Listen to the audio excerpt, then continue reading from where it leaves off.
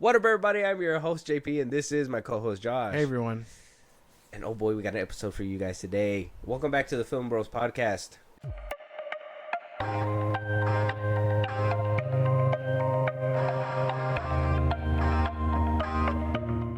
Josh, it's going to be a good day. We have a massive episode. We have a bunch of rejections, some rejections having some opinions, some people turning around a whole 180. Dude, we got all kinds of crazy shit happening in this one. We're going to start at the very meat of it. Just, no dancing around anything. We're just going to go right in. First things first, we're going to talk about what I believe is Rachel Zegler's apology era. Okay? She went from being vocal on the internet, getting at the trolls, just kind of like Amanda Listenberg was. A lot of people were going at Rachel Zegler because of her interviews. That said she don't need no man, and the movie don't need a man, and they could all get cut. We're going to look at the interview again in a second. Because, like I said, the apology tour has begun. Now, I've been having this in the back pocket because I was like, I was just waiting to see if more stuff was going to pile on. But, nope, she's been radio silent. That's how I know the apology era is starting. She's keeping quiet. But from 2023's D23 to 2024's D23, there's been a big shift. Gal Gadot and Rachel Zegler don't even see eye to eye anymore. We had seen and talked about that Gal Gadot had actually went back to do some reshoots on the movie. We saw CGI dwarves that a lot of people were tearing apart because before that we had leaked photos of people, like just random people. Seven regular people. Maybe Disney's turning everything around. Maybe this is the PR stunt that they are making to make you believe that this is happening. But I'm going to show you the clip from D23, 2023, and I'm going to show you from this year. And I'm going to let you tell me what difference you see. Okay. Right? You're crying on that stage. When am I not crying in public? It's so upsetting. Why were you crying? Oh my gosh! I saw the. Well, we didn't even see. We didn't even see, but I saw the logo and I went, "That's my name. Snow White's up there," and I cried my eyes out. What was it like seeing yourself for the first time in full Snow White drag? I love that description. It's perfect. Oh my god, well, when you get to wear Sandy Powell, first of all, insane. And then you get to be lit by Mandy Walker and Nadia Stacey designed your hair and makeup. It's like the most incredible thing in the world. And then all of a sudden you open your eyes and you watch the playback, which I never do. And I saw myself on screen and I just wanted to throw up. I was so happy about it. And it was the most incredible experience. And the fan reaction was insane. We didn't even see what they were clapping for. I think it was good. I don't know. We didn't see anything. We're still waiting. You see yourself as the evil queen. You are not evil. You are not evil. You're a queen, but you're not evil. What was it like seeing yourself as the evil queen for the first time? We did not see the clip, so I still haven't seen anything. But when I was in makeup, just like she said, we got to work with such an amazing crew, and it was just like the best it could ever be.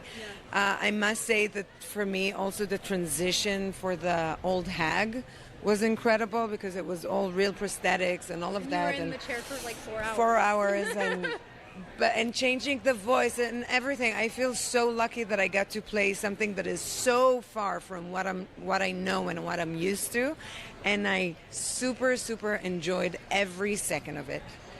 You said you were bringing a modern edge to it on stage. What do you mean by that? I just mean that it's no longer 1937, and we absolutely wrote a Snow White that is not going to be saved by the prince. She's not going to be saved by the prince, and she's not going to be dreaming about true love. She's dreaming about becoming the leader she knows she can be, and the leader that her late father told her that she could be if she was fearless, fair, brave, and true. And so it's just a really incredible story for, I think, young people everywhere to see themselves in. Snow White is running for president. I'm launching my campaign. I am. So that was the D23 Expo 2023. I remember this. You remember this clip, right? You remember floating around. She was like, "I hate men. This and that." Right off the tail of the whole Shazam stuff. Yeah. Right? You remember vividly. I do, Great stuff. But for the people out there that don't, this is what she said back in 2023. Now, we're going to fast forward a little bit. Yeah. A year. Okay. Right? We go forward a year. we got a new expo, a new D23, new comments from her, and like I said, I'm gonna let you listen to it, Okay. and you tell me what you picked up that was different. I mean, it's been under wraps for so long, so it's really exciting to get to share any kind of look with an audience that cares so much. It's been really, really amazing. It's incredible. Like Rachel said, I can't wait for everybody to see the movie. It's classic and beautiful and inventive. It's just magical. Yeah, as a diehard Disney fan myself, who I feel like I see every release and opening weekend, it's like getting to show it to your best friends in a way that you're just like, you won't believe what we did. And so it's been really, really amazing to get to hear their live reactions too. It's just such an instant gratification that what we made is cared about so much, and that's a really wonderful thing. I'm always grateful, and I have to pinch myself for the love and the appreciation and the respect that we get from our incredible audience. So yes, I'm very, very lucky, grateful, and privileged for all this love. Ah, obviously a different tune. She didn't talk as much. She was basically in the back seat. I wonder why that is. They also changed the description of the movie. They're like, oh, it's inventive and classic and stuff. Yeah. Versus when they were like, oh, this is a new take and this and that, and she doesn't need a man and all that stuff. This is in 1937. Yeah. Different tone. Even the body language too. I mean, she went from looking at Gal Gadot, being hardly able to not look at Gal Gadot, to like being shy, timid, not looking her way, kind of looking away from everybody, and then picking up, remembering to pick up her head. Obviously, she needs to sell it, and I'm just like, did Disney just tell her to do what you do best and just fucking act? Like, just fucking act like you do your fucking job. Yeah, like act like you enjoy this shit. Probably. I would imagine so. She was talking crazy for a cool minute, and then she went radio silent because of all the stuff going on the internet. Started coming back a little bit on Twitter. Yeah. And now she's back in the light, but singing a different tune. Yeah. Her And you PR don't team, see that much rumblings on Twitter yeah, either. her PR team was probably just like, hey, man, you need to just chill the fuck out sometimes. Disney rang her up, said, come back to the building real quick. Yeah. They roughed her up for a good year. She's like, what do you say? What do you say during interviews, huh? Oh, you got to do the Mickey voice. Oh, what do you say during interviews? And then she's just like, I love the movies. They're classics. I've seen them more than once. Good, Rachel, good. Now you go out there and sell it with Gal Gadot. Or shit's going to get real Let Gal Gadot goofy. do all the talking, though. Let Gal Gadot do all the talking, because she seemed like she was more... obviously, they both seem very tense from the first interview. It's different. It's very much different. And they're not so as excited. She's just trying to... It seems like Gal is the damage control. I think she's the one that... she just stays out of the way. Nobody She's really... more trained. Yeah, so she's over here just stay silent. Kind of like, Yeah. just like she has more anybody. media training, so of course she's going to lead a little bit more. Yeah. But I wonder what happened. I wonder what happened behind closed doors, where they were just like, "You need to chill. This movie is gonna be different." You're lucky we don't scrap this shit. Yeah. You're lucky to send a tax write-off, bro. Like the amount of money that they're probably pouring into fixing the interviews, into fixing the movie, into reshoots, CGI, extra man hours, just trying to keep it afloat. Yeah, like the amount of money. I understand. Fast and the Furious was a big ticket last year. Fast X, right? Yeah. A few movies have been hitting that point. If this movie also does big numbers, it's just like, what the fuck happened to storytelling? Like, what happened? What happened to so much like great storytelling? Where Snow White was literally a story about a girl that bit an apple, went to sleep for a good chunk of time, comes back, and then finds true love, right? That's basically the story. And people loved it. It was a hit back then. Why do we feel that we need to see CGI this, CGI that? Instead of, I see a lot of people pointing fingers at Peter Dinklage because he was the one who kind of pointed it out, like, oh, Disney shouldn't hire dwarves and all that stuff. But it's like, that was their role. That was their role. Yeah. Crazy, because it's, I don't know. It's all about being like politically correct and all that stuff. And if movies and things just didn't care, if people just didn't care as much as they think they do, we'd probably be better off. Not everything's a dead issue. And I feel like a lot of people nitpick this shit and they're like, oh, I want to stand on this hill. And it's like, stand on it alone, bro. This is crazy. I just want to watch the movie, you know? Like, some people choose weird hills to die on. And it's like, it's over the simplest shit. And you could tell that Disney refuses to die on that hill. They're like, you know what? We've lost a lot of money. I don't even think a lot of their live action movies did well, right? Little Mermaid kind of tanked. Little Mermaid did bad. I think the only one that did really good was The Lion King. The Lion King. And then Cinderella probably. But that was like their first one. Yeah. Well, that one and Beauty and the Beast. Oh, Beauty and the Beast too, yeah. But that one had Emma Roberts, right? Emma Watson. Yeah. Hermione. Yes, yeah. But, I mean, and she was a ticket. She was, yeah, because I think a lot of people, too, were kind of curious what she was going to do after Harry Potter at that time. Yeah. And then hearing that she jumped to Disney to do Beauty and the Beast, that was kind of like... And then she kind of fell off. This whole renaissance of, like, turning animated Disney movies into live action is always... It's always been weird to me. I didn't get it. I don't get it. Well, it's because they're trying to modernize them, and I understand. But when we think live action, we just want to see what we saw then remade. But then people complain, well, you guys just did the same thing. And it's like, well... That's all we wanted. Yeah. Isn't that what people want? I want to see them get creative with live action. I want to see what that looks like. Right. And then there's also, like, the little things like me, I liked Maleficent. I ain't gonna lie. I like the little twist and, you know, showing the backstory of the queen or whatever. Does it kind of fuck with the Sleeping Beauty tale? A little bit. So that's why it's like, why don't you just make that an original story? Yeah. And not fuck up a classic tale. Right? So it's... I thought that whole renaissance was going to last a lot longer, though. Where they were like, we're going to start telling stories from the bad guys' perspective. Because they're not the bad guys. They're just misunderstood. That whole era was very weird. Because it was that one. And then they had that Wizard of Oz one that came out. Yeah. So it was like... No, sometimes the bad guys just need to be bad guys, you know? Yeah. And then they made a sequel to Maleficent. I didn't even see that one. Yeah, no. I mean, it was good, but like I said, as a separate story, it's good. If you put in it to a classic, you're like, well, you're ruining the classic, bro. Like, what are you doing? Disney, how do you Cheddar Bob yourself? Like, how are you this big, giant corporation who you can hire people to keep continuity for you, and you just straight up Cheddar Bob yourself? Like, that's crazy. I don't know how to put it. In Disney terms, is fucking disturbing. But the change of tune, crazy. The whole 180. You can see like the difference, and obviously they haven't been doing a lot of interviews.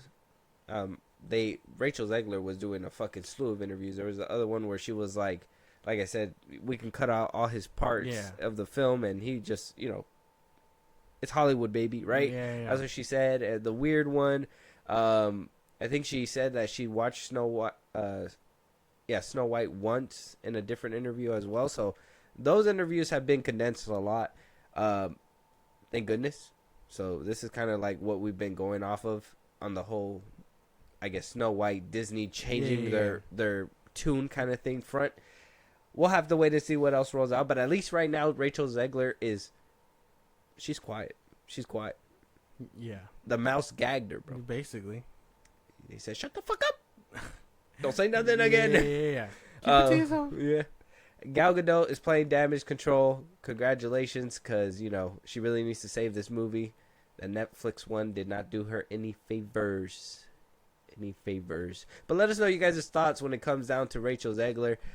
We are not done with dragging some people around here, so we'll be rounding the bout. But Disney's still in some crazy shit over here, getting sued for Peter Cushing's appearance in Rogue One. The lawsuit states Cushing made a deal with the team due to a situation with a TV movie that Cushing was going to do with the studio until the project fell apart. Tyburn's suit alleges that Lucasfilm and Lonak Heavy Industries A producer on the original Star Wars trilogy got unjust enrichment from having Rogue One feature Cushing's likeness as Tarkin without proper permission. Lucasfilm and Lunac have countered that they did not believe that the terms of the contract between Cushing and Tybrum weren't violated by the way his likeness was used in Rogue One, arguing that Disney Lucasfilm owns the rights to Cushing's image as Tarkin as part of owning the rights to the original Star Wars film. Yeah. That's just business that we hear about all the time. They earn your likeness. They own your likeness. Yep. That's what SAG's fighting for right now, Yeah. or that's what they fought for. This is the same thing that I told you about when I don't think Anthony Starr got paid for Homelander's likeness. Oh yeah, no. But they didn't use Mortal his Kombat? voice. Yeah. But he didn't get paid for it. But they used him. They didn't use comic accurate. They used him. Yeah, they didn't change him up. Yeah, nothing. So he wasn't paid for that. Like they just own your likeness, and Amazon can sell your likeness. Disney can sell your likeness. I mean, if he was really paying attention, Tarkin shows up in the Bad Batch, but they don't even not to mention there. It's all about in Rogue One. Well, I mean, you can't really say anything because they didn't. They used his likeness, but he didn't look. It wasn't like obviously copy and paste CGI. You know what I mean? Yeah, but they still use them. It's kind of like making Reeves animated, right? You can ask the family, and you could do the right thing. You can ask them, "Hey, we're gonna use them. Is it cool?" And if they're like, "No," or whatever, then using them would be morally wrong. Obviously, that's why I really frowned upon, the way they use Christopher Reeves and all that stuff. So they own the likeness. It's all about whether they do it correctly and go through the right channels versus being like, fuck you, we can use him. Like the Acolyte can use Yoda, but should they have used Yoda? Probably not. Yoda's different. Yoda's made by Lucasfilm. Oh yeah, but you know what I mean. Yeah, Yoda's different. Yoda's completely different. But I mean, yeah, Disney just piles up lawsuits, but this one should be dismissed. But apparently, they tried to dismiss it back in court back in December, but it was rejected. The latest ruling from the judges is also a rejection of the appeal for dismissal that Lucasfilm and Lunac made after having the initial dismissal claim rejected. So they're trying to overturn the rejection, and Disney's rejection, or the court is rejecting the overturned rejection. Like that's basically what happened. Because they can't throw it out. No, it has to go. But I mean, it's just gonna waste time. They own it. But the thing is that they're claiming is that the likeness is coming from a TV show that was scrapped. No, that's not how that works. Yeah, they own him. He was already in he was in the original trilogy. Yeah, if whatever show is scrapped or whatever, that's completely different. But they own his likeness. They can put him wherever the fuck he is, they want to. What if they kind of used dialogue that he had pre-recorded way back when, and kind of obviously fixed it up and done it up to put it in this movie? Well, I'm sure they used like older voice lines and stuff. Well, so what if they did something like that, and they can prove something, and then they can cash out that way? Like if they use unused lines from a TV show that never aired, and they're like, "Well, you're using the likeness from that TV show that you guys agreed not to show." Maybe that would be the loophole if if they really want to stick it. If they can prove that, that's a long shot. If that's really like their end goal, crazy. That's a fucking Hail Mary. Yeah. And I'm sure some judge would be like, "That's okay. That's a little shady." You got to talk to some people. Yeah. But I mean, for the most part, no, because Disney owns it. It really depends. I mean, if this project just never took off. Yeah, it doesn't exist. Scrap TV show. It doesn't exist. Yeah, exactly. So if it doesn't exist, then that means that they never approved for you to use those lines just because we pre-recorded it or we got through to a certain part of the process. You said it wasn't useful. Yeah, so that would be different. Yeah. So that would be different. If that happens, I'm all for these people. If not, it's just some greedy friends. Yeah. Just some greedy friends trying to, cash in. Just trying to cash in on the Disney cow, which similar situation would be like, I don't know, if DC was like, oh, the Batgirl movie was a tax write-off, and then somewhere down the line the same Batgirl shows up or whatever. Yeah. So I guess that makes sense. Like they use what was her name in the movie? Who was she supposed to be? Batgirl. Barbara? Leslie Grace. Leslie Grace? Yeah, she was who plays As Barbara. Barbara. Yeah, if they use her likeness, because she was never in the DCU Yeah. technically, if they use her likeness anywhere else, then that would kind of be the similar thing. Yeah. That's interesting. That's a good one. Hey, good working that one out. Yeah. Wow. See, we're versatile here at the Film Bros podcast, right? We're versatile, right? We go from trashing Disney and certain actors who are bad, and then we switch it around and we figure out nice loopholes. Well, I mean, and sometimes it's just break it down. yes, a shitty company being shitty, but it's like it makes sense. We consume their stuff though.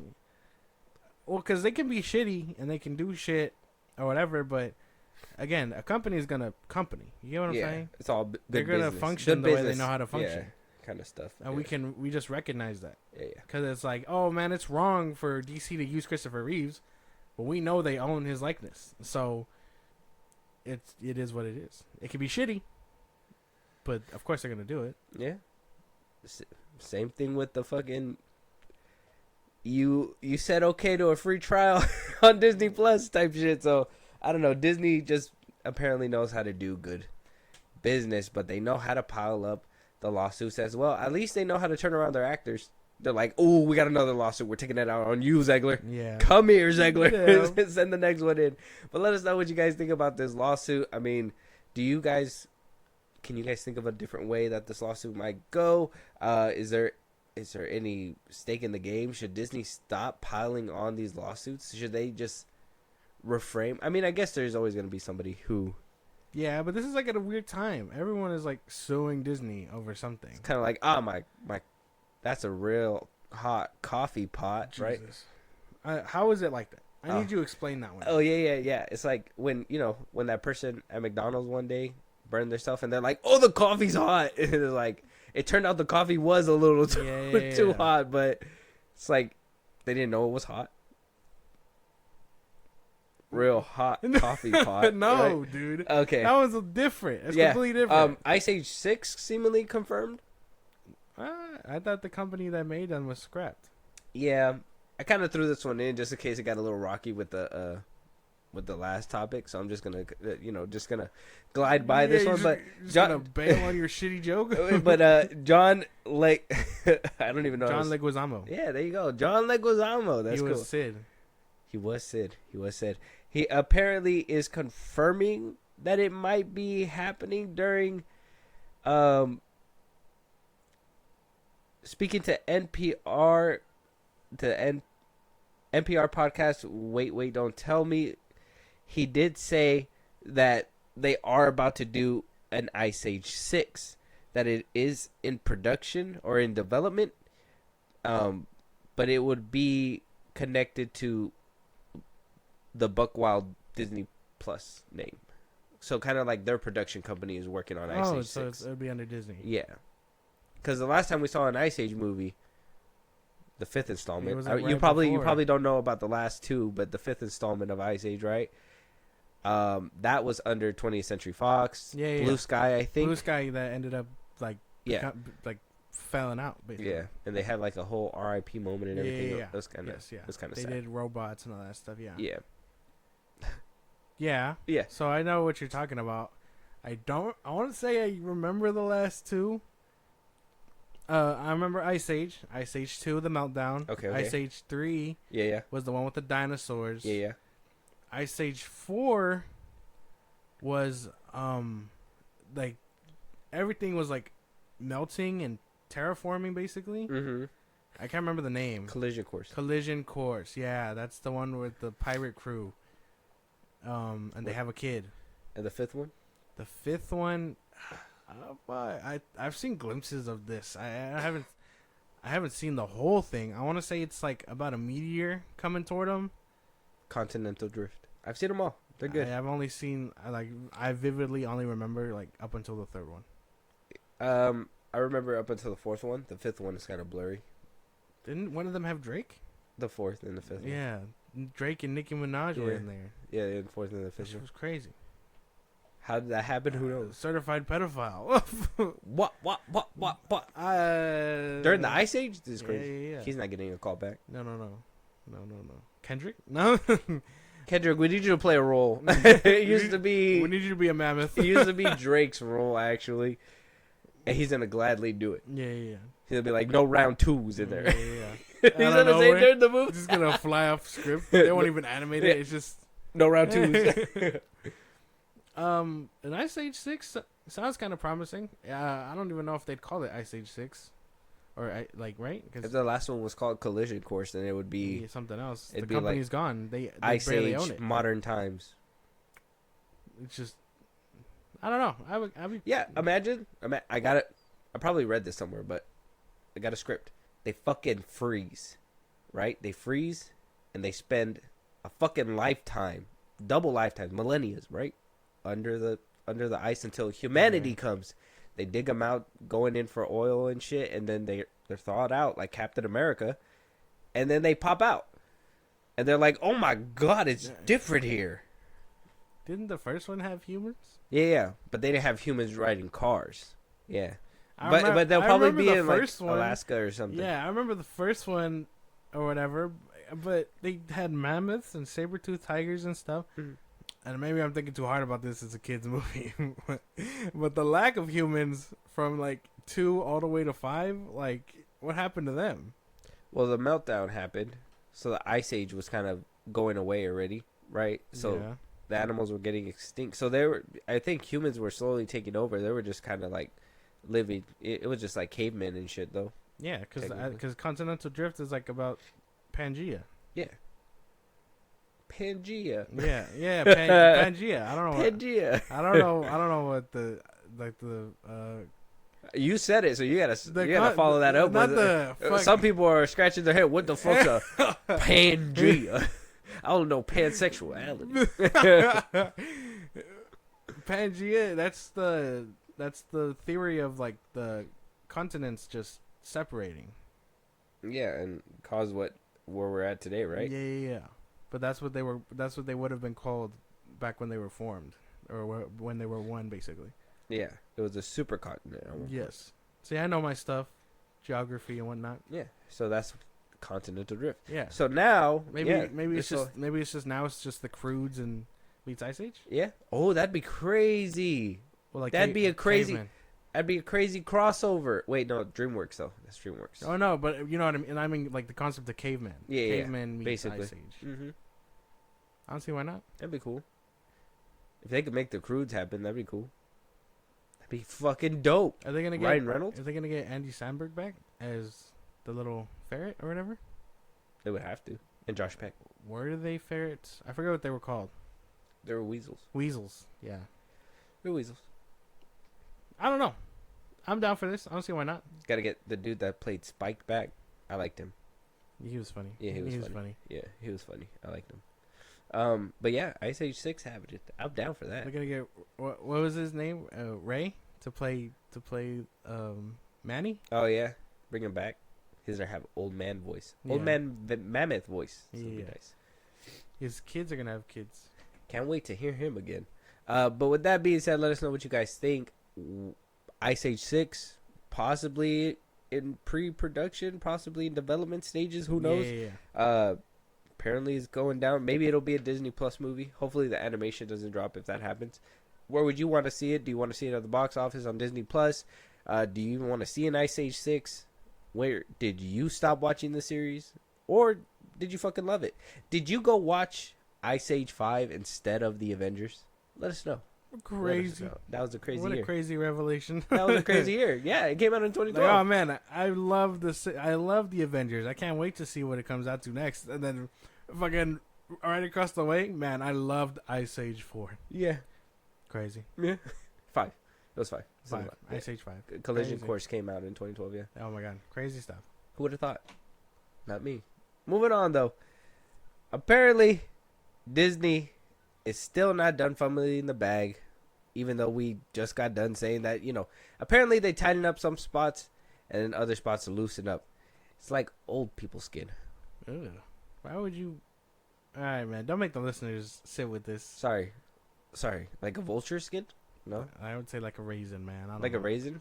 No, because you could pinch a raisin and it's all hard, but the skin is different. Anyways, it doesn't even matter because Logan and Hugh Jackman just don't age. They just never age. It's just not their thing.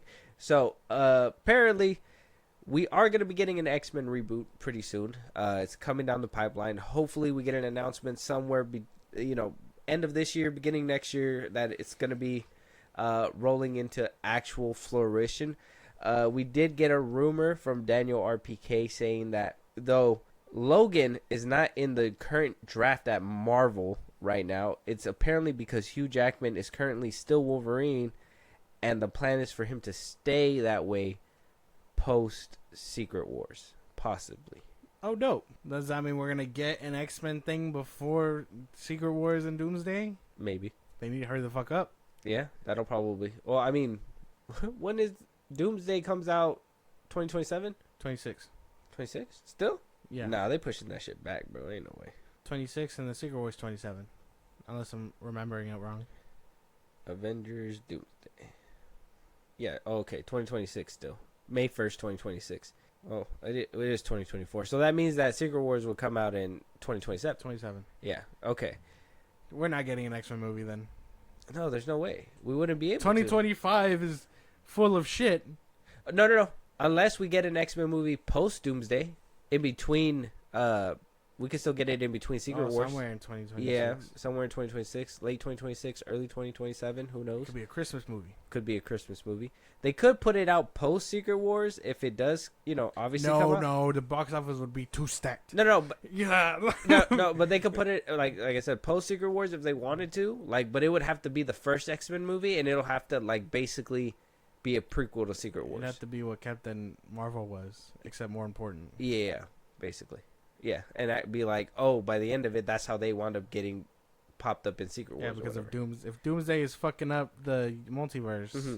And that gives them wiggle room to do an original story that kind of builds up the team and then throw them into whatever's happening. Yeah. Obviously, they can't be that pivotal role. Obviously, they can't be Iron Man, right? Okay, snap their fingers and kill the bad guy and kill themselves. Someone's gonna have to reshape the multiverse. Exactly, and that would be the X-Men ushering that. So that'd be cool. And if Hugh Jackman, look, man, Hugh Jackman, baby pal, I understand that nobody else can see you as the Wolverine. Loved your role. You're so good at it. You're still good at it. But we need a younger actor to do it. And it's time for us to have a change. And maybe, just maybe, you shouldn't want to play him past Secret Wars. I will allow you up until Secret Wars, but past Secret Wars, it's time to hang it up, bro. Enough's enough when enough's enough. Now, we did hear that rumor that, Bruce Banner, that they're possibly making a film where, they're going to collide with Hulk and Wolverine. Cool. Make it before Secret Wars. Or do it as a presentation or something, a one-off. It like the comic book, right? Like that's usually what happens. Just a story on the sideline on Disney Plus. Let's say, and then you'll draw people in, and then you'll get some money for that, and hopefully it actually has some production value behind it. Who knows? Cooking?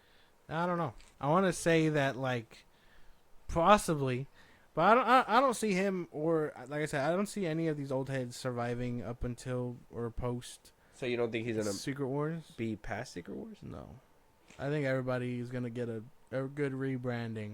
So if they just keep Logan off completely and Hugh Jackman is not the Wolverine payoff that they're hoping for post Secret Wars, would that be another fumble? Is that another L? No, it's time for them to reboot. So no, I don't think it's too far fetched or to say that. Now he can't. Like I said, him and Deadpool can probably still run their adventures or whatever. But for the MCU to be using Wolverine and stuff, then maybe it's just get someone else. Because as a consensus, like you said, we probably Deadpool. Ryan Reynolds probably could stick around for a little bit, right? Yeah. But Wolverine, I mean, he's had his time. It's not Hugh's fault that this couldn't happen sooner. Well, yeah, and I understand, but But that's what I mean. So maybe if these two can just run around in their own pocket universe, like how the Fox movies once were, and let the MCU or whatever use a different actor for Logan and be like, this is our Logan, that's their Logan, and that's how both parties are satisfied. you would hope. You would hope, but who knows? That stuff is weird to me anyways. I understand that there's a love for Hugh Jackman. I understand that he's great as Wolverine, but Yeah. you know, I've had him since the early 2000s. When am I gonna get another Wolverine? Never. I need another one, Bubba. You can't have another one. Why? Because he's still the best one who does it. Yeah, but fucking give it to that guy from Kingsman. Taron Egerton. Yeah, give it to that guy. He's getting old too. Huh? At once upon a time, But I would have loved him too. He's still. What do you mean? Once upon a time? That was like last year. It's only been a year. It's fine. He's still young. He's like No. 30. 30 is a good age. Cavill, the Calvarine. You don't even see Henry Cavill. Traitor. He won't. He wasn't permanent. He's not gonna stay permanent. If we see him again in Secret Wars, then maybe. Like if he's one of the ones that survives. Like if they have like a Logan battalion. And he's the one that makes it. Yeah. He's just like the best one. He's tall as shit. Like if I. If he doesn't try to do laser eyes and just get his head chopped off, I don't want it. What? That's disrespectful. Why? How you gonna want the Calvarine and then want some lame ass shit like that? to That'd be happen? hilarious. That's crazy. It'd be like stuff. what Meta or whatever the fuck. No. No, okay, Stop it. never mind. Yeah, that was How about probably laser eyes far-fetched. and it works? No. And it's just Weapon X. And then you hear a knock from WB's lawyers after that. It's like It would be worth the joke. it would be worth the joke. I mean, if they're able to poke fun at them and be like, those shit fucks down the street. Yeah, that was very vague. It could be any shit fucks. No, we clearly know who the fuck. Yeah, but you can't prove that in court. It could be any shit fucks. Any shit fucks. Any shit, Mission Impossible. Yeah. Tom Cruise and Mission Impossible. Right. Warhammer. I don't know. I don't think we'll be seeing Hugh Jackman post like Secret Wars. So I don't think it's that big of a deal. Okay. Yeah, but do you not agree that we're done with him? You still want him? We should be done with him. Yeah. Yeah. I got the movie I wanted. So But if they keep him in a pocket universe, that'd be cool too. Yeah. So I mean, we're My done with idea- him. Not in the main MCU. Yeah. On the side, yes. With not main Deadpool. MCU. With That'd be the compromise. Yeah, with Deadpool or whatever. And then Yeah. if you want to really if you really want to see him tangle, have it be X-Men that aren't on the team already. Yeah. Have him reunite with characters that I guess he once had died or whatever. Yeah. Like I don't know, Iceman. He has nothing to do with his death. But no, but I mean, if characters, just to, like, if the come characters back, on his team were dead, he would know these people. Oh, true. Iceman, Kitty Pryde. Yeah. He doesn't know Russian Colossus. I don't think he's gonna be recognizing Kitty Pryde. That's fucked up. That's I don't think he's gonna. fucked. Who the fuck is this guy? Yeah, that's fucked up. You said it. You're No. Why is this guy dressed? Never mind. We can't. Okay. Moving on. All right. Let us know what you guys think. Do you want to see Wolverine come back post Secret Wars? Do you guys have a limit for him? Do you guys have a casting choice that you might want to see? Yeah, we're probably. I feel like I'm done with him, but we could move on that note. Let us know what you guys think. We also got some more reports from the Insider. He's out here beefing again. It just seems like he's ruffling up feathers all the time. I mean, he does have some good spot on reporting, and then sometimes, though I do not think that he's wrong all the time. I think he has more rights than wrongs.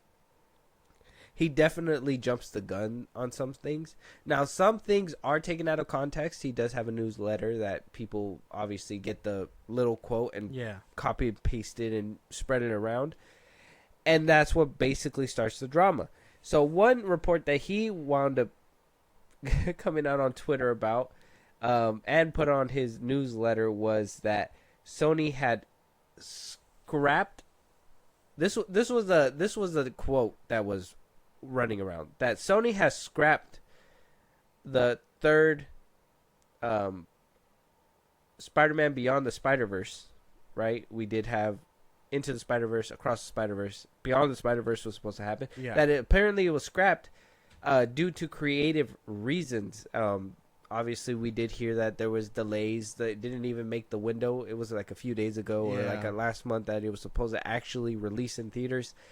That didn't happen. It was supposed to be a back-to-back, year kind of animated film and kind of wrap up the story of Miles Morales. Having that cliffhanger that wasn't Across the Spider-Verse. Yeah. Now, this is what he says, that it was supposedly scrapped. That was the basically the newsletter that was running around. The composer to the film, though, goes onto Twitter to debunk said claim. Daniel Pemberto, he basically weighed in and said, don't really ever want to weigh in on this sort of stuff, but would you ever believe there could sometimes be stuff on the internet that might not always be particularly accurate?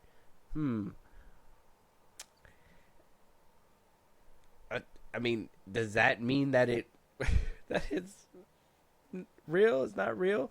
A lot of people don't think that is the saving grace that we needed. Sony hasn't even came out to say anything. Only the composer. So that's what basically provoked the Snyder to basically respond. Didn't the directors come out and say that no, the scans are doing well or whatever? That's what they said too. The composer said that the reels, the final reels are getting put together. Then no, there's no scrapping. The franchise's producer Amy Pascal told Vulture, one of the things about animation that it makes such a wonderful thing to work on that you keep going to the story is right. That the animators who said they felt demoralized by the revising final renders 5 times in a row, I guess welcome to making a movie. So they're still working on it. Apparently renders are going. That's the quote that we talked about last time in a different episode. That Amy Pascal had said that indicated that it was still in process, but I haven't. Did Phil Lord come out on Twitter or something? I didn't see anything debunking it. I swear I thought I saw that. I'm checking right now. Okay, it says here, Christopher Miller has debunked the rumors Spider-Man Beyond the Spider-Verse being scrapped. Nothing has been scrapped. The reels are coming along nicely. Okay, so the director did come out to debunk it. Yeah. The director came out to debunk it. The composer came out to debunk it. So apparently it's still happening.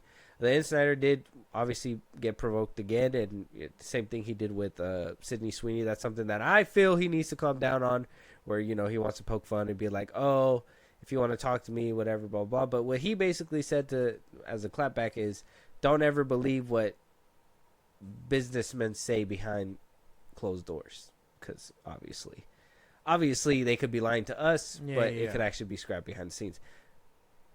Kind of a jab back to what the composer said, not necessarily what Christopher Miller said, but still, it still happened. Apparently the movie's still in the works. It was a big rumor. Everybody was going all crazy. They're like, what? There was a crazy cliffhanger. They can't just not give us that last one. And apparently it's debunked. We are getting it. So I'm just tired of listening to these people already.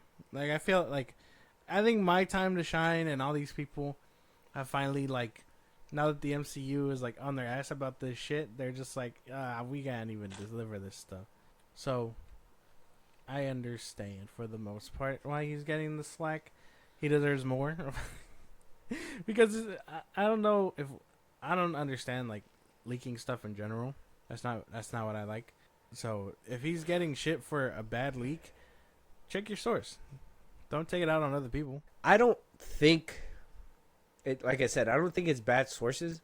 I think that there is some truth to the things that he says. I think I take his credit, like, cause like my time, all them people.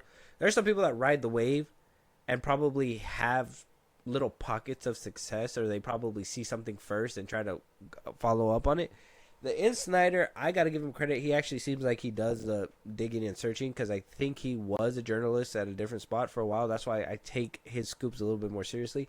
But I do think that he kind of jumps the gun on some things to try to be first. That's probably his kind of little thing where it's like, oh, I got to be the first one, regardless if it's true or not. It doesn't matter. I broke the scoop.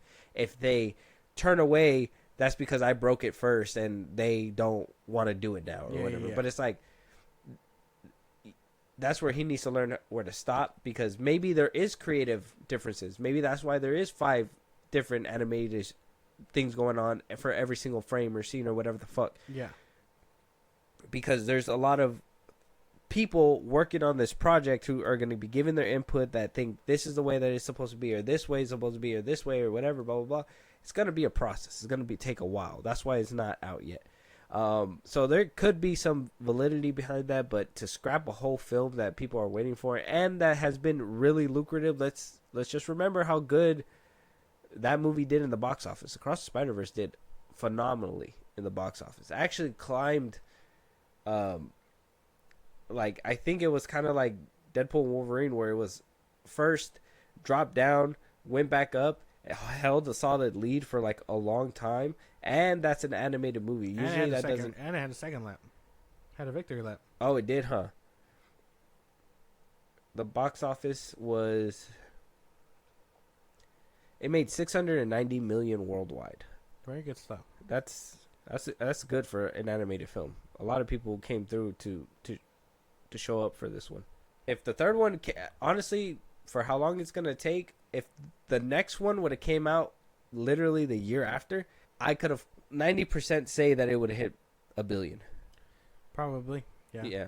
If it would have done that. Now that it's animation takes a while. Yeah, but if you had it planned out, you should have been on go mode. Nah, man. No stops, no breaks, because that would have been, if you would have kept up that pace all the way to the end and then put it out, like that would have been a great payday. $1 billion film, probably. Yeah, but people got to see their families win. I'm just kidding. You can't work from home. You can't work from home. Yeah. Your families are out right next to the door. Yeah. Just, I don't know, 10 minutes before a frame, man. I don't know. But, yeah, I just can't vibe. I'm sure he doesn't deserve personal hate, but I think the clowning is kind of, like, worth it. Yeah. Especially when he fights back. I don't. That shit's funny. Yeah, apparently he was like, "Oh, I got a bunch of just put it in the bag, bro." Like me, quotes and stuff, and it's like when you're as rich as I think he said, when you're like as rich as me or whatever, then then talk to me or something. Yeah. His little clapbacks and his flexing is the weird part, but other than that, somewhat credible. Moving on though, let us know what you guys think. Movie still on go. Did you think that the third part would have been a $1 billion film if it would have came out a year later? Do you think that it wouldn't have? Are you still excited for it? Did the second one not excite you? Let us know you guys' thoughts. Moving on. Josh Brolin, not just Josh Brolin, also Matthew McConaughey have both passed on playing Green Lantern for the upcoming DCU series Lanterns, that we did talk about in a different episode last week, that they were looking for an older Hal Jordan, very hardened Hal Jordan, and looking for a more younger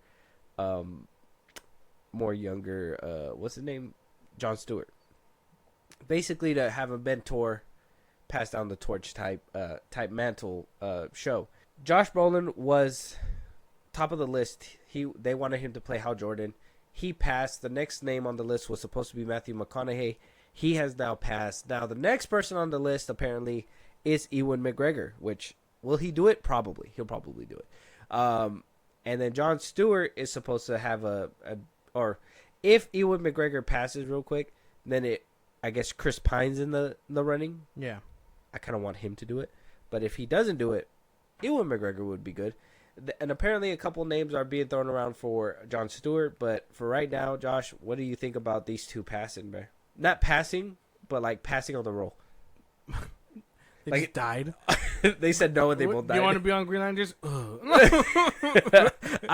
You know what? I'd rather. Just the Windows shutdown zone. There you go. I would say it's not that big of a deal. The DCU, getting big name actors is going to be tough. I know you're looking for something to sell your point for things, because Josh Brolin and Matthew McConaughey are definitely big draws. Yeah. And that's something you could bank on. Hell yeah. But you're not going to get that, unfortunately.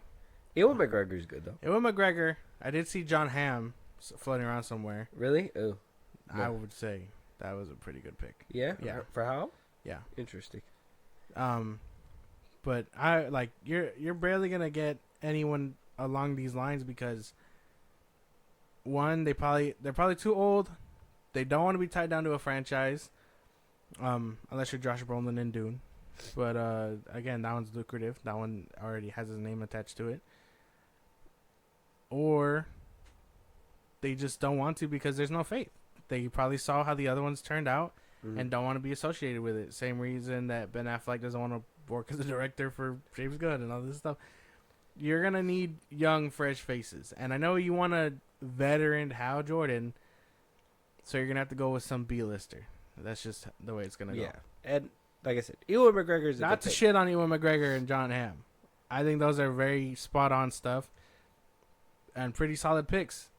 But, like, if you're like, oh, Matthew McConaughey and Josh Brolin pass, who's next on the list? Ewan McGregor. John Hamm, you're going to look a little questionable. Chris Pine. Yeah, you're going to look a little questionable because you had top-tier shit. Yeah. So, not to completely shit on them because they're great. Yeah. But Ewan McGregor's good. But, like, on the list, you know. Yeah. Comparatively speaking, like yes, that's what I'm actors, saying, yeah. Yeah. But I would still, like I said, Ewan McGregor's a good pick. I would watch if that. Chris Pine's a good pick too. John Hamm, that's kind of a weird one for me. I know you said yeah, but maybe it's just me. Maybe I just like John Hamm. I don't know. he's a good guy. He's a good actor. Seems I like like a him. good guy. Yeah. That's that'll be interesting. But let us know what you guys think.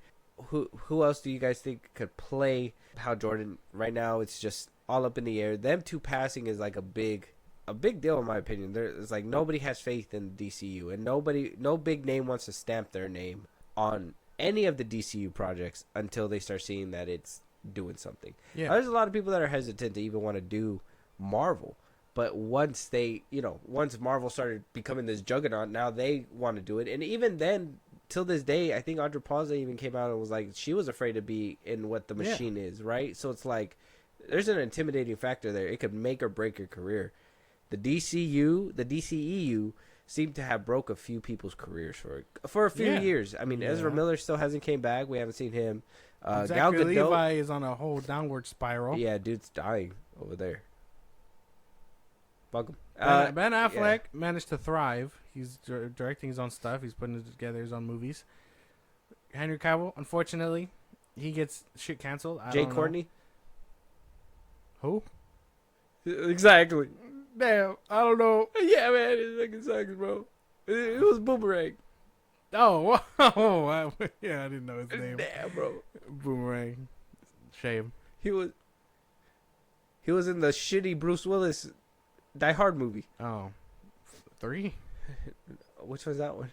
I don't know. 3? Die Hard 3? No, it was like the London one or something, or New York, or what is it called? With a vengeance. No. Oh yeah, right. I don't know. Oh yeah, Die Hard with a Vengeance. That's the third one. And then Live Free or Die Hard, and then A Good Day to Die Hard. Oh yeah, it's the shitty one's A Good Day to Die Hard. He was in that one. A Good Day to Die Hard. Yeah, I don't know. Bruce, what are you smoking? What do you mean? What do you mean by that? Live Free or Die Hard. America or Die Hard? Yeah. Die Hard with a Vengeance. Yeah. Like, how do you die hard? Do they go live after? Tell me. How do you die hard with a vengeance? Like, I'm coming back? I'm living hard? Like, you killed my heart on now, but it's coming back viciously. Yeah. Give it a second. Yeah, let these pills do their magic. Like, But yeah, so missing out. Honestly, like I said, I don't even think Brolin fit. McConaughey maybe.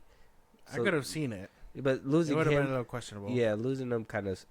I guess the way you felt about John Hamm is how I would have felt about McConaughey. McConaughey, but he would have warmed up on you. Yeah. He would have hit you with an all right. And I would have like, yeah. dang. That's him. But John Hamm, what would he do? What? He don't even have a signature move. What? A pelvic thrust? What? No. What's his signature move, man? What does he do? I don't know. He don't do nothing. I don't know. Yeah, see? Yeah, I guess not. Exactly. Okay. D-list actor, if you ask me. Moving on, Lanterns, like I said, is gearing up. They're looking for actors. Hal Jordan is still in the works. Jon Stewart as well. But two names are popping up to people's faces. Apparently, Damson Idris and Aaron Pierre are two actors that seem to be in the running for Jon Stewart. That, according to the Insider as well, that they're looking for a black male in his 20s, almost 30. So they're going pretty young. They're going pretty young. And like I said, Aaron Pierre, it was in Rebel Ridge. He actually took John Boyega's spot on the Netflix film. Oh, yeah. After that he left abruptly. Yeah, up and left. And then Damson Idris, he was in Snowfall. No relation to Idris Elba? I don't think so. Probably. Damson Idris. Nah, I don't know if I can see him. Aaron Pierre. Too light skin, unfortunately. I don't think. Neither of them. Yeah, no, not neither of them. You remember the weird time when we almost had, fuck's his name? The dude that's currently going through fucking alimony trouble. What's his name? Tyrese. Remember when he was when he wanted to be Jon Stewart? Yeah. It was a crazy time. Tyrese. You guys remember that? He had like a real passion project, the same way Ryan Reynolds had for Green Lantern. Mm-hmm. Or Deadpool, sorry. I don't know. Like, if they really want to do it, none of them. And give it to Denzel's son. What's his name? John Washington. Yeah, give it to him. Yes. He's a good pick. There was another time where if he was younger, I would have also chosen Ice Cube's son. Oh, yeah. If he was younger. Yeah. Jinx. How old is he? He has to be like in his 30s. Yeah, he's 30-something. They're looking for somebody in their 20s, though. Give it a Soldier Boy. The hell's wrong with you? I'm sorry. It was a joke, guys. Sorry. He's 33. He could do it. Get him in shape. He's not getting in shape, bro. But he could. He's not. But he could. He's not. In not one role did he even think about getting in shape. He played a military man and didn't even think about getting in shape. He was like, "Do I have to get in shape?" He was younger then. He looked fine. He had like, you know, the physique coming off of Ice Cube. Even when he made like Den of Thieves, I was like, "This guy, just do something." I think with the right trainer, he'd get it done. But he's definitely not gonna do it. Yeah, that's just my thing. It just seems like he doesn't seem like he's about like losing the weight. Let me see if I can find a picture of him in the movie. Because even like I said, even though it doesn't seem like anybody worked out in this movie, he's the only one where I was like, he should have probably done something. Let me see. 50 Cent was in there. That's funny. Forgot about that. It was a good movie. Yeah, I can't. I'll look it up later. But yeah, so okay. I don't know about him, but I'm trying to think of somebody else who's young.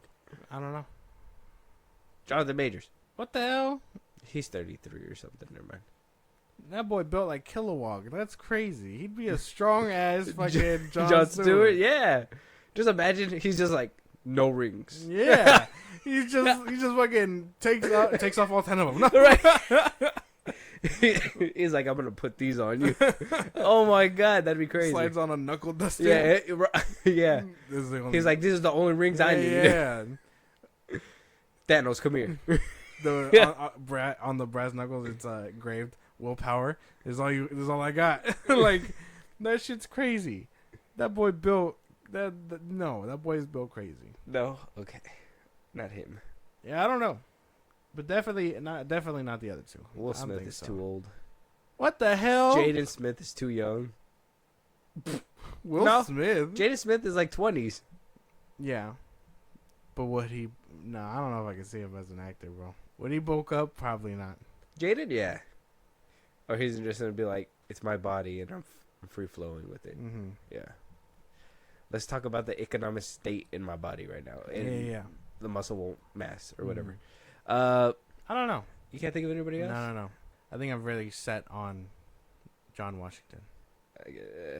Yeah. Not. I keep thinking of older actors. I don't know why. Because I thought Jamie Foxx. I was like, Samuel, Old. Eddie Old. Murphy. Old. I'm trying to think of like younger black actors. Morgan Freeman. I'm just Kevin kidding. Hart. He's The there's Rock. There's a height requirement. The Rock. He's not even black. Morris Chestnut. Who? You don't know who Morris No, Chestnut I is? don't know. You don't know who Morris? Yeah, I feel like we went through this before, and you know exactly who Morris Chestnut is. Fuck? That's Morris Chestnut.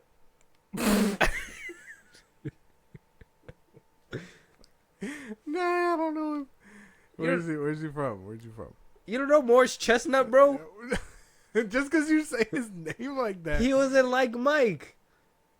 Oh. He was in the Tyler Perry yeah, movies. Okay, yeah. This is Morris Chestnut. the wannabe Kobe. Yeah, he was supposed to be like wannabe Kobe. That's who he is? Want to be Kobe? Yeah.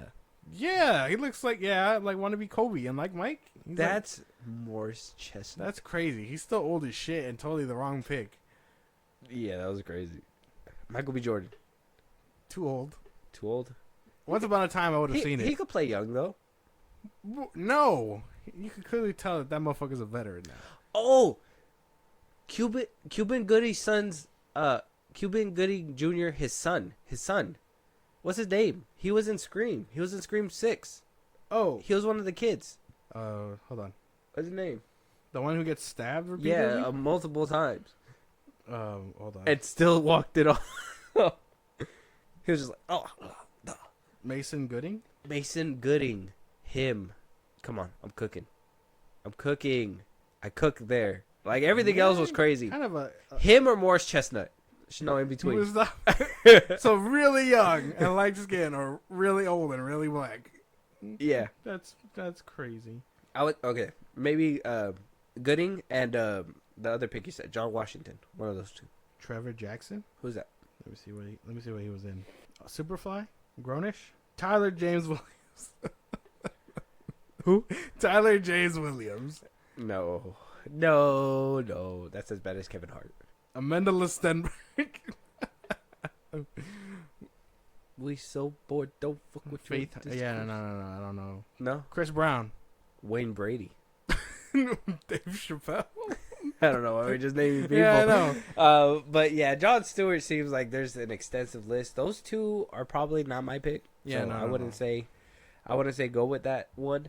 But I mean, if they choose one of those two, I mean, who would you? Just real quick, who would you near closer towards if it was one or the other? Not Pierre, the other guy. Davius Idris, Yeah. Damson Idris. Yeah, because at least I think the other one's a little too light skinned for Jon Stewart. Okay. I'd probably go with your pick too. Yeah. When I seen his picture too, I was just like, oh yeah, bright eyes. Kinda distracting. It's not gonna work. I mean, will it work with green? Does it matter? It does. Oh. He doesn't wear a mask. His eyes turn green. Oh yeah, he doesn't wear a mask, huh? No. Not like Hal Jordan. No, Why is no. that? Just cause. Like, I ain't hiding shit. See, if it Yeah. was Jonathan Majors, it'd make sense. It's like, come find me. I'm out here. I'm in these dudes. You know what happened to Hal Jordan in that what's that one clip from the animation where like he goes for Darkseid, he Yeah, gets yeah, punched yeah. and then the parademons? Yeah. Jonathan Majors would have had him. He would have had him. He would have had him. Jonathan Majors would have most definitely had him. But let us know what you guys think. Obviously, this show is on a roll. Finally, I think the show was announced back in 2019, and obviously we know what happened with the DCU after that. This has been in limbo. We were supposed to get it a long time ago. It's finally coming into fruition, but it's coming in with a different leadership that we'll discuss in a second why it affected so many things. But for right now, let us know what your guys' picks are. Nobody seems to want to even take on these roles for the new DCU, so that's probably a problem as well. Let us know if you guys think if it's a problem. And yeah, we want to know your guys' picks. Moving on, though, like I said, Peacemaker has been a topic of conversation. John Cena touched up on the production side, and we are going to talk about that in a second.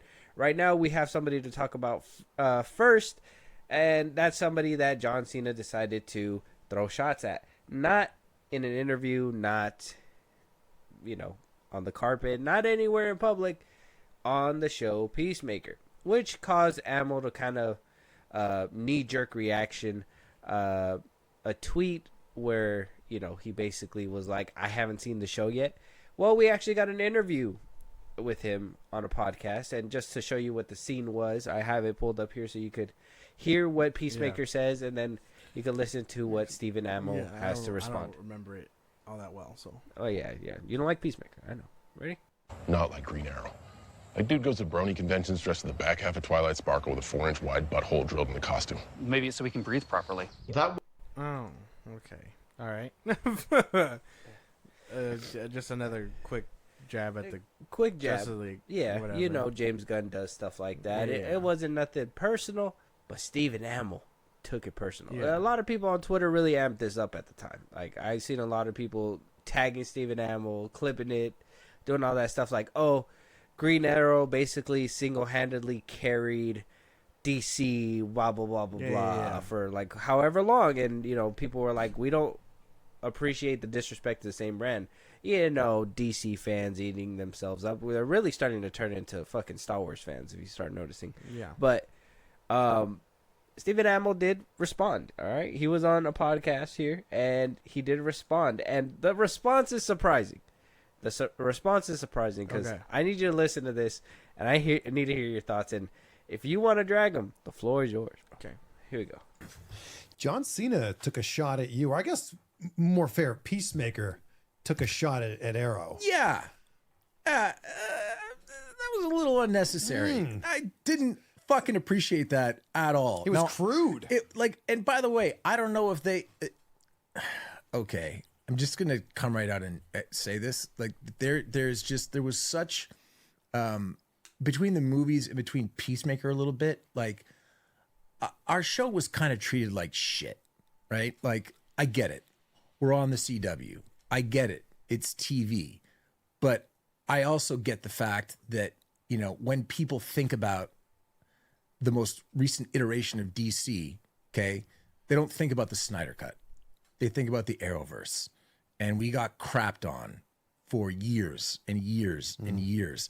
And this just seemed excessive. Like, again, I'm not actually mad, but like, just remember hearing that and I just being like, fuck those guys. Like, seriously, like, I'm up here, I'm working just as hard as anyone else. Do you know how hard it is to play a superhero with no superpowers for 23 episodes a year?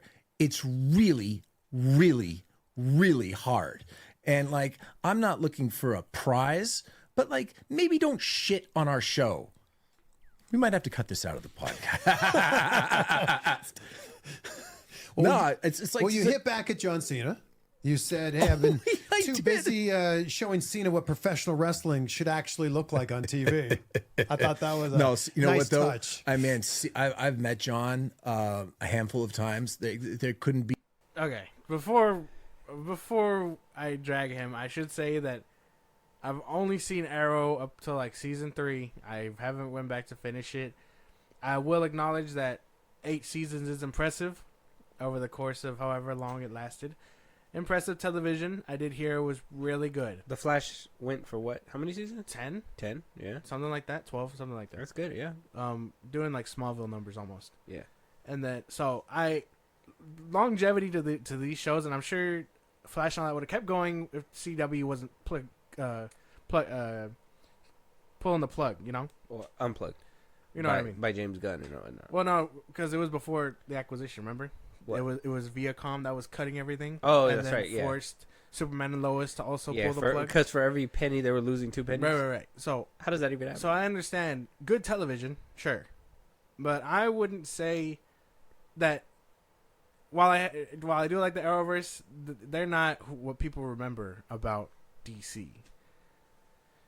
Casual watchers will get it, and fans of the show will get it. But if you ask, hey, how do you know the Flash? And they'll be like, oh, I do know Grant Gustin, or not Grant Gustin, Ezra Miller was the Flash. I mean, the CW didn't even have a Batman. And we had a pretty cool Batman, the DCEU. Yeah. So I don't know what he's talking about for that part alone. But I do want to give him his flowers because he sounds dumb as fuck. This is dumb. This is dumb. This is a dumb thing to say. Peacemaker aside, and all the jokes that they make about Superman and Aquaman and all that stuff, which didn't even seem like a direct shot to the Arrowverse. Yeah, no, it wasn't a direct shot. And if you felt that kind of way, I understand. Almost 10 years as the character or whatever. Yeah. But yeah, he wasn't talking about you, man. He was talking about Green Arrow. To feel personally attacked is kind of crazy because he wasn't talking about Stephen Amell. And then for him to, make the Snyder Cut catch it straight, like you obviously remember that to the point where you brought it up and trying to make it sound like it's better, but I don't think, I wouldn't say that people remember the Snyder Cut because I would say general audiences probably checked it out, probably stopped watching it or whatever. But the DCEU has been headline after headline after headline, so I'm pretty sure a lot of people know about the DCEU and what happened with the movies a lot more. Obviously, they were unstable. There was a lot of other things going on. A lot of people remember Arrow, but no one remembers Stephen Amell. Yeah, I didn't even remember what wrestling show he was doing. I don't know what wrestling actually looks like. Bro, you're still acting though. Stephen Amell, he's coming out in that Suits thing still, right? The prequel. Yeah. So I mean, he's getting work, but no one remembers you. People remember Arrow and that era of television because it ran for so long. But it's like, oh, Smallville, Arrow, Superman and Lois. No one even remembers My Adventures with Superboy or whatever. Superman. Yeah. Nope. Or The Adventures of Lois and Clark. That one's coming out with another season, right? No. That's a different show. That's that's an earlier show. Well, a different iteration of Superman. Oh, okay.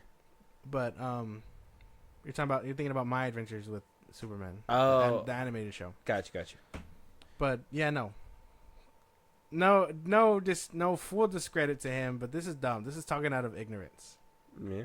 Because everyone knows the DCEU, and people barely remember Arrow. I didn't even watch it. Unless you were a part of that whole CW era and you were actively watching it. Yeah. Then you wouldn't know. Yeah. I never watched an episode. I watched a couple episodes. I'm not gonna lie. I got up to like season 3. I think I got. The only time that I actively went to like Arrow, like to watch, is because the way they cut up some of their crossovers, it'd be like, oh, you have to watch all 3 shows. You have to tune into all 3 in order to watch to get it. Yeah. So like I'd watch the Flash's episode. I figured they would do something like that. Arrow, and then Arrow had his episode, and the Supergirl whatever, and that's because they all aired like one after the other. And Flash led into Arrow led into Supergirl, Legends or whatever. Yeah, and then you got what was it? The Legends of Tomorrow. Yeah, Legends of Tomorrow. Yeah. Which is actually a really good show. A lot better than Arrow. And then you have that. What was it? What's her name? Batwoman. Vanessa Hudgens comedy superhero show that they were doing on the side that was trying to gain traction. Oh, yeah. That didn't happen. No. Oh, you're talking about they were like lawyers regular people. Something. Yeah. Regular people in a world of superheroes. Yeah. It was supposed to be connected in some way. Yeah. But no, didn't work out. Funny. Did not take off like they were intending, so that's funny. But yeah, Stephen Amell getting this hurt over a joke that honestly, listening back to it, it wasn't even aimed at him. It was just aimed at about Green Arrow. But I mean, if he has that passion to the point where it's like, oh, he hit me in my identity because I was Green Arrow. Sure, man, but touch grass a little bit. Yeah, like like every morning he's just like puts on the quiver and looks in the mirror like, I am Green Arrow. You still got it. Yeah, like. Is that what you do, bro? Like, I hope not. That's a crazy one, but it's all right. Moving on, though. John Cena touching up on Peacemaker as well. Let us know what you guys think about Stephen Amell's little situation over there. But Peacemaker has taken a lengthy time off, right? Pretty lengthy. A lot of people are questioning whether or not Season 2 was going to happen, if James Gunn can even make it fit within his new universe, blah, blah, blah, blah, blah. He winds up coming out saying that he most definitely can.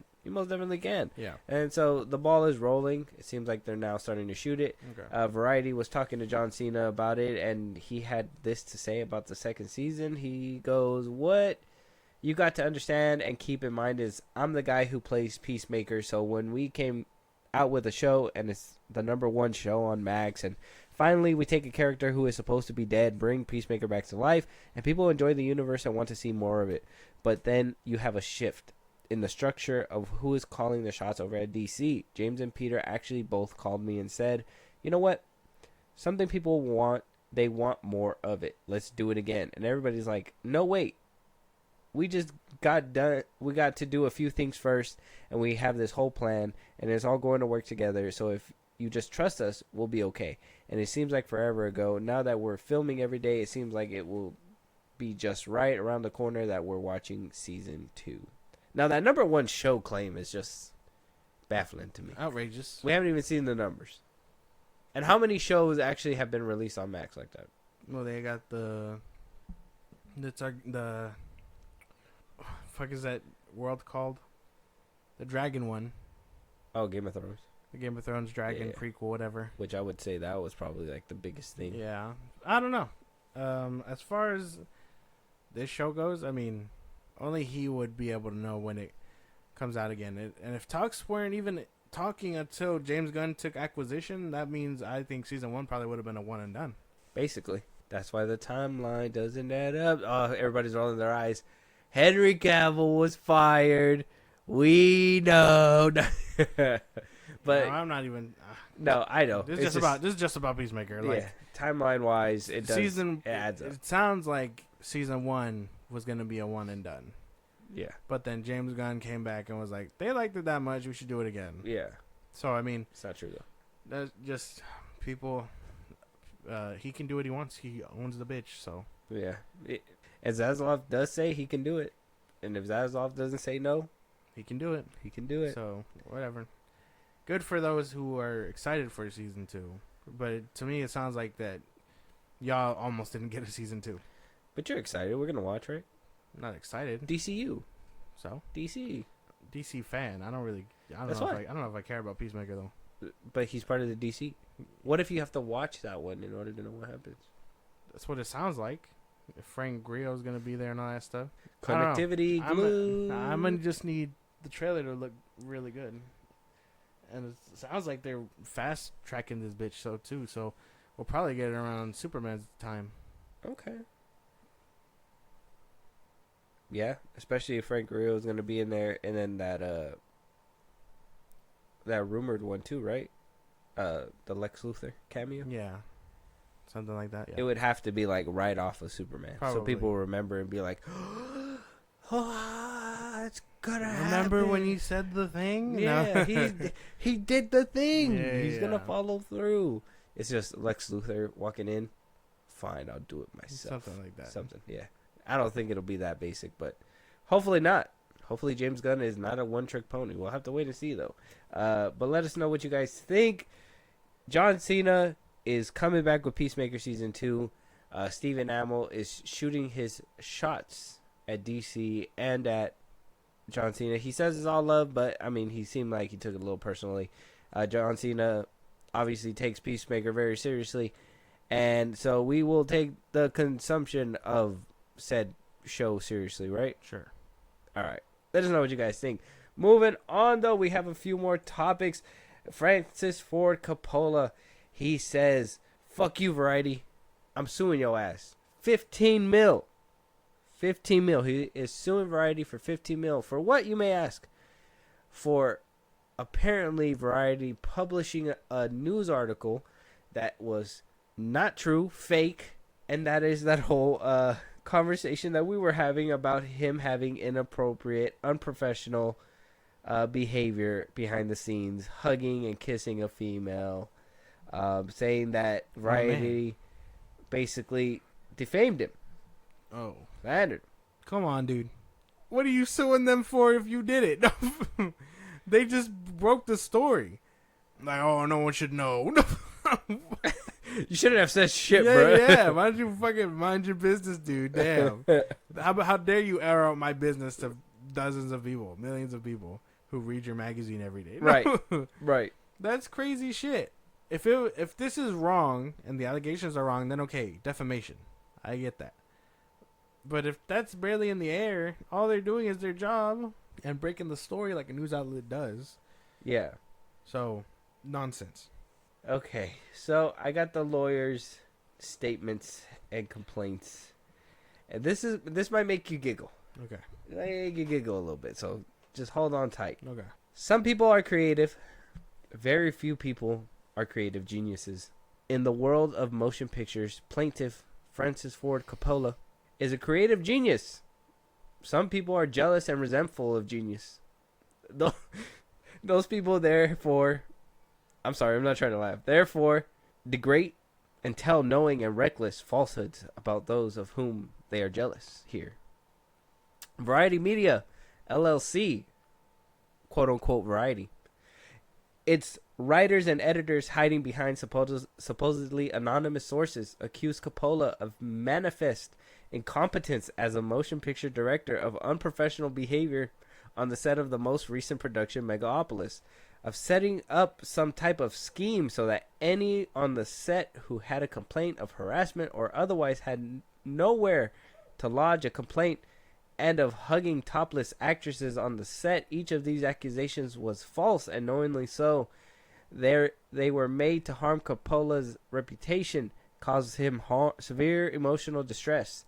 That harm has been caused. The complaint adds defendants claim to have had anonymous sources for the defamatory statements in the article.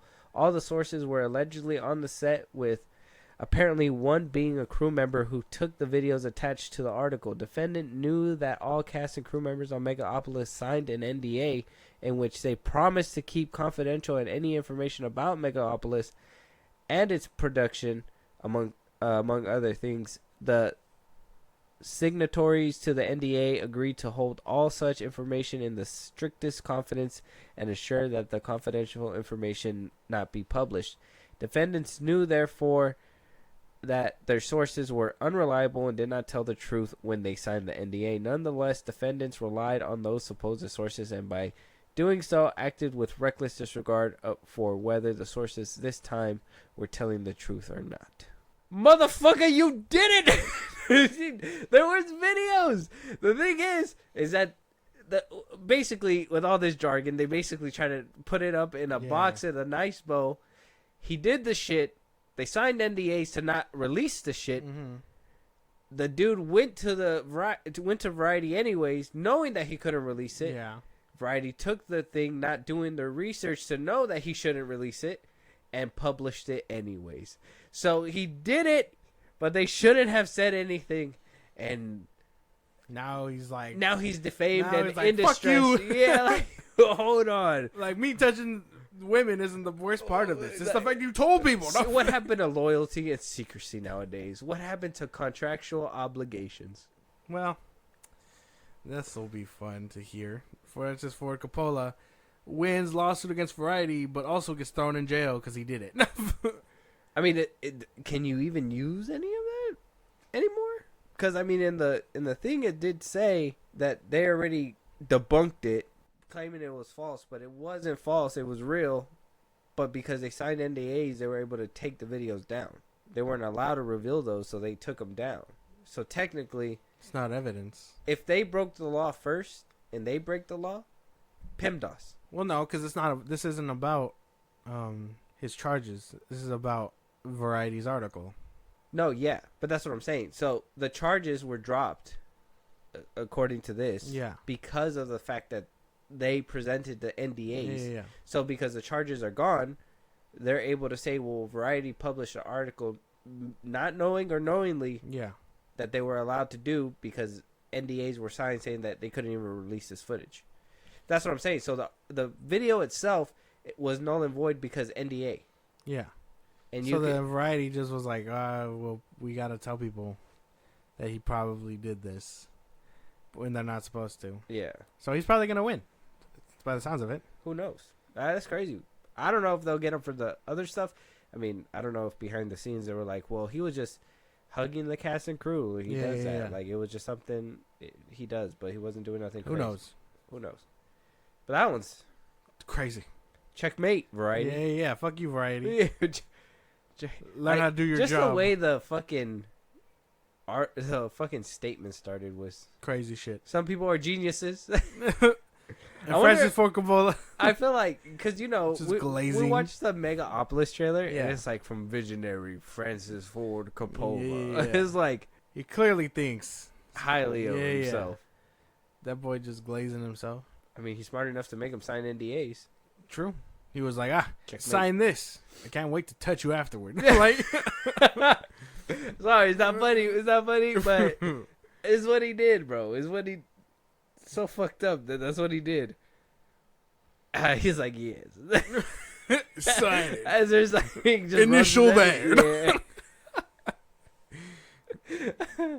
You don't know what's coming to you, do you? Yeah. Let us know what you guys think, though. Francis Ford Coppola did what's basically the equivalent of, I don't know, fucking Uno Reverse. I don't know, Skip. He just completely dodged everything. And he's going to get paid for a poor article. He clearly knew what he was doing. Oh, wow. This was all a setup?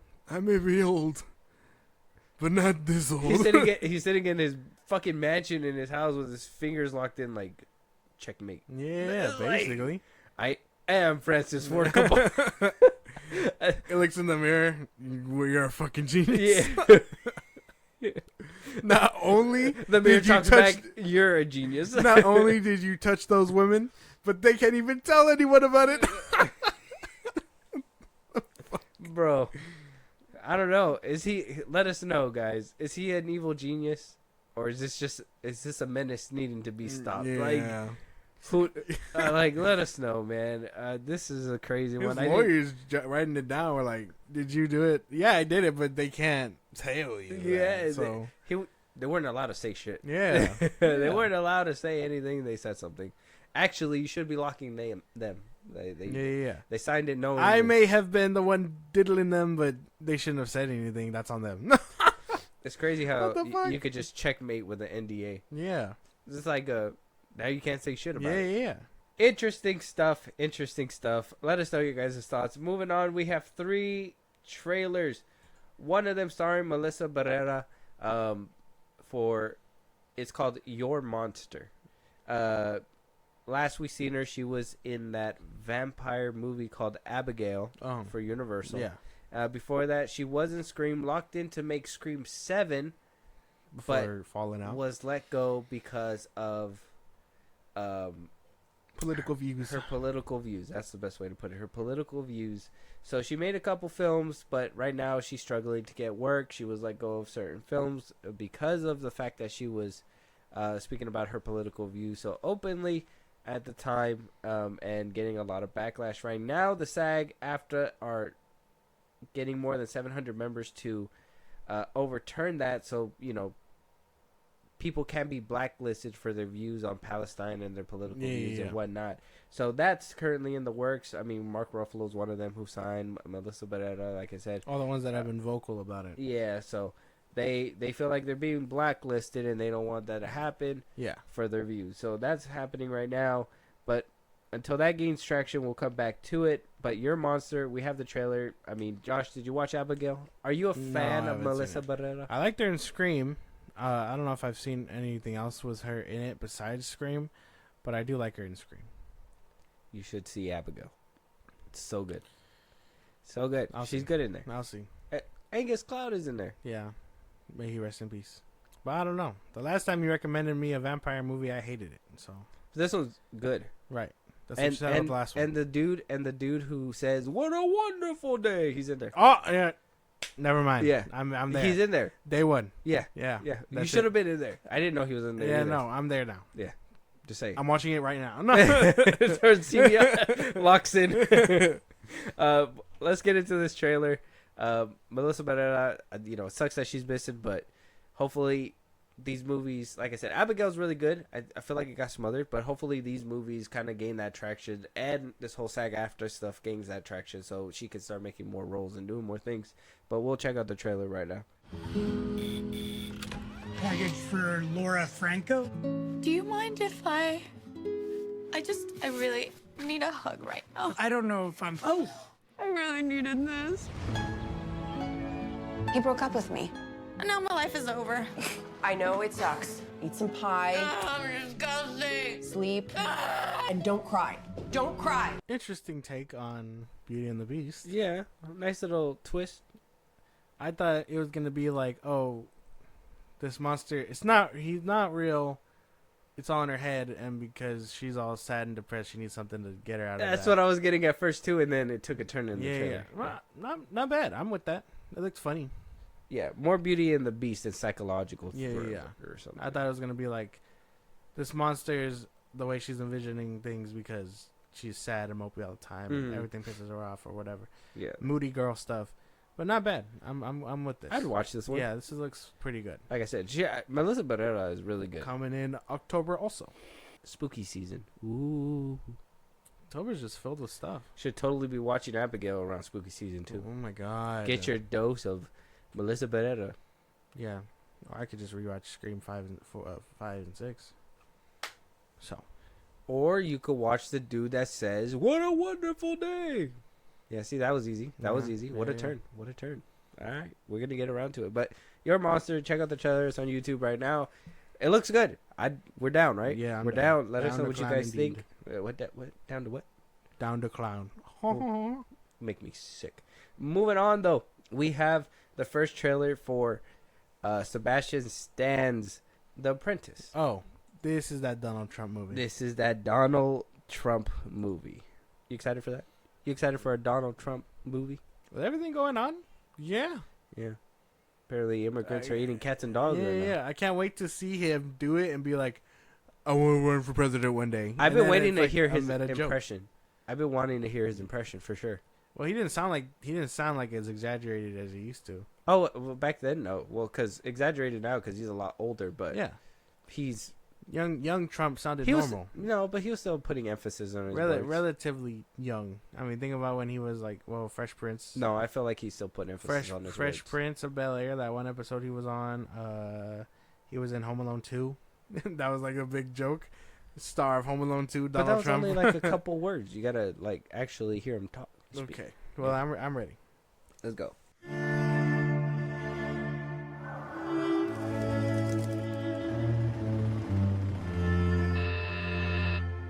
Yes.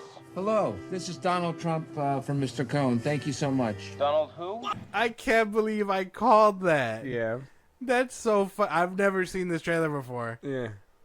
That's hilarious. I feel like you've seen this trailer multiple times now. No. This is my first time.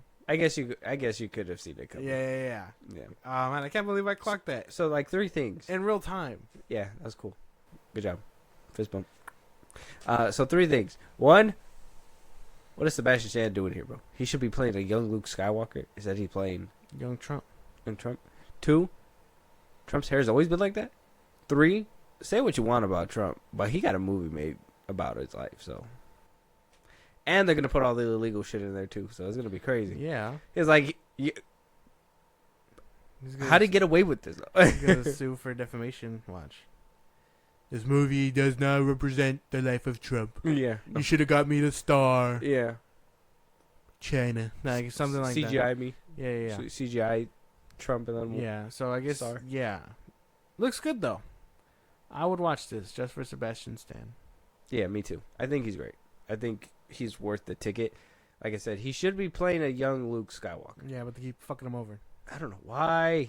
Kathleen. It's not about her. It's not about her. Let's go. Let's move forward. She makes a cameo in this movie, I swear to God. Why would she do that? Huh? Let's just move forward. All right. Check out The Apprentice. It's on YouTube right now. It looks good, though. It does look We're good. down. Yeah. Let us know what you guys think. Indeed. And we'll check that out. Last but not least, we finally got the final trailer for Venom: The Last Dance. A long time coming, right? Listen, okay, I'm not beating around the bush. The first Venom was mid at best, but it still satisfied the itch. Carnage, kind of shitty. Could have done better. Woody Harrelson was great. Everything else, probably not.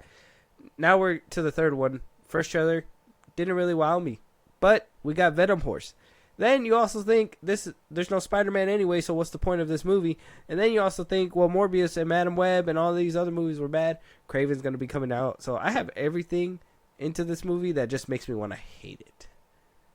And nothing has really been appealing about it, to be honest. For me, at least. So I wanted to see this last trailer to see if it does something different, see if it gives me a little bit more taste of the movie, whatever. But for me, those are my problems. Go ahead and unpack that shit. I don't like some of the Sony stuff. I like the Venom movies. The 1 and 2 I really enjoyed. So I think this is going to be another good final installment. And then Craven, which I think will probably really bang because of rated R. Okay. Aaron Taylor Johnson is a draw, but bang? Sony movie bang right now? A Sony Marvel movie bang right now. That's a crazy thing to say. I see it happening, bro. You saw that Rhino? Because it's you rated saw that R. Rhino? You know, Morbius had you thinking this way too. That one wasn't rated R. But it still looked really good in the beginning. Yeah, before they fucked it up. Before studio interference. I feel like these films have been nothing but studio interference. Just kidding. No, that's not Morbius more entirely. Madam Web, obviously, they said something was going on, but they don't know for sure. Well, something did happen. There was rumors that there was supposed to be a tiny Peter Parker and that they were supposed to save his life or something. I don't know. I think that got all taken out. Well, who knows? But I would say this one and then Craven and then hopefully we're done. Unless Craven really does bang. So we'll have to wait and see. Let's jump into this trailer and see what other things we might see turn into Venom form, because that's apparently what they think we want to see.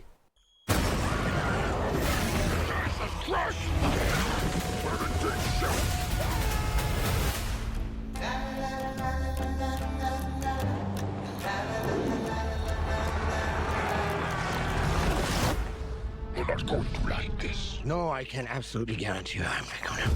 My home has found us. Who sent that thing? My creator. That is what creative bankruptcy looks like. That is exactly what creative bankruptcy looks like. They took what they got from the first and the second movie and just smashed it up into a third movie. This movie's gonna be dog shit. This movie fucking sucks. Tom Hardy, I'm sorry, bro. You should have done better. That you had three fucking tries. I'm already calling it. This movie's gonna be dog shit. I wonder. Okay. Thanks for sharing that. I wonder what Nola's doing there. Isn't he like the creator? Yeah, but what's the purpose of showing him? Because it's not like they're gonna travel all the way to the home planet and deal with him. From what I heard and what I'm like gathered from that character, because I did look into him, like I want to say like last year. No, it was around the time Carnage came out, because you said something after the movie about it. You said no, like he's like the most powerful one or something. Yeah, he's the creator. Yeah, and so I looked him up, and if you think about it, can he do multiversal stuff too? Kinda. Doesn't he can talk to symbiotes through different universes? Something like that. He has a tether to all of them, yeah. Is this Sony's launching point to the multiverse? You're gonna jump to Madam Web. Oh, now you're at Craven. And then they're all gonna team up one day. Madam Web, Teeny Sweeney, Spider-Man. Fucking. Probably. I don't know. I don't know if that's gonna be as big as it gets. What, tripping? But I wonder. That's too much. I wonder, because it's like they're saying it like he's the big bad. Like there's a fourth installment or something coming. He's a big bad. He's like Thanos level shit. So sending fucking little symbiotes to take him out. I don't know. Apparently they're escaping or something. I don't know. Shit. Like I said, I like the first two. They're gonna have a Venom army. It has me. It has you. Yeah. This is why Sony keeps making these fucking movies, bro. This is just ridiculous. This is crazy. When do we say enough's enough? After Craven. What do you mean? That's when their roster ends. Yeah. So you're done when they done feeding you the slop? Yeah. So if there was a few more movies down the line, you're watching the rest? Depends on the movies. If they're like Venom 4, The Lasser Dance. All right. Just spitballing dumb ideas. Yeah. Whatever. Venom 4. Depends on the trailer. Bro, you didn't think this trailer was dog shit? There was like no life in this trailer at all whatsoever. It looked the same as the other ones. The other what? The other two had soul, feeling. This one doesn't have that. No, it didn't have shit. I did not laugh not once. I felt like Homelander watching the screen. Just yeah, no, I don't know. That shit was bad, bro. That shit was bad. You refusing to even acknowledge it. I want to see what they do. I'm not saying they brought in Noel. I'm not saying curiosity, but this trailer was terrible. Same vibes as the other ones. I don't know. But that's what I'm saying. Like, and then they do the same thing. The whole do what I'm saying, and he's like, no, that's all we have. He's like, no, do what I'm saying. They do that gag every fucking movie. When are we gonna move on? I don't know. It's what they do, man. I don't know. Oh my God. I'm gonna have to say it. You're the reason why they keep making this slop, bro. I can't even deny it. I can't even deny it. If you eat this shit like that, that's crazy. Like I mean, I understand consuming it once to give it a shot. I is not getting my ticket, bro. There's no way. They can't be. They can't be. Wait, do you want to go watch this in the theaters? You said we had to. Oh, now we have to, huh? You said we had to. Fuck. Damn. I was talking like if I could refuse. I can't even refuse. Fuck you, Venom, bro. Whatever, man. I'm just gonna be sitting there like this. It's gonna be fun, bro. I'm telling you. You sure? Yeah. Will I laugh at least once? I would think so. If I could laugh at least once in the movie, I'll be satisfied. Yeah. You get the vorse and the vish. It's cool. And I know some people are gonna be like, "Oh, is that what measures your excitement for a movie? You need to be able to laugh during the movie." No. It needs to be a good movie. For a Venom But movie. if we're gonna get a shitty movie, I better have some funny comedy bits. I already know. I foresee it. The movie's gonna be dumb. Isn't Venom supposed to eat this man's life force? Like, No. isn't he supposed to die or something? No. Eventually? Yeah. No. Because he feeds off him. No. Not technically, no. What do you mean? They need a host to survive. That's their host. That's his host. Yeah, but they're not like, what is it? They're not like parasites. No. They literally called it a parasite in the first one. Did they? Yeah. They said that it feeds on the host. I think there was a comic running. I don't know. Maybe you could, because I think I seen it on a reel or something. I don't remember. That, you know, the people that are like, oh, breaking down comic stories. Yeah. I think I seen one where it was like, oh, Eddie Brock at one point had to be completely just Venom for years. Like, he couldn't even turn back. And then when Venom finally was like, I'm going to let him go, he turned back and he was just bones.